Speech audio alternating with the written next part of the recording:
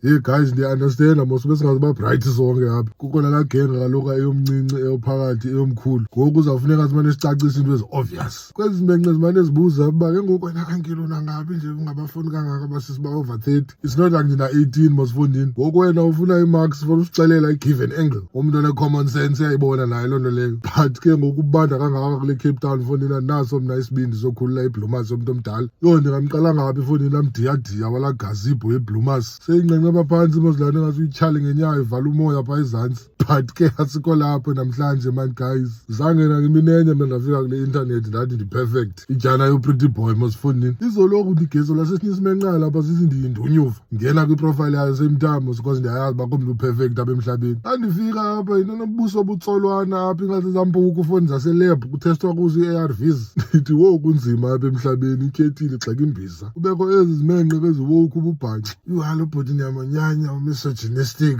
Ezi menqe ndini uthandwa ngubani wena nje bujonga engcondo nje nentsula enxaphileyo nemali yeje microbus. But ke asikho lapho namhlanje man guys. Ayenzi sense kum nalaa uhamba uzingomba isifuba ucaphukele umntu onganaxesha lothandwa nguwe. Sengitsho what's the point yale toyitoyi yakho ingathi kuzawuthini? U-expect uba mna manditshintshe i-content yam for upleaser wena? Rha unye right there simenqendini. Ijana ijiki I said what I said. Tate ngale ndlela ofuna uyitata ngayo naxesha lakho.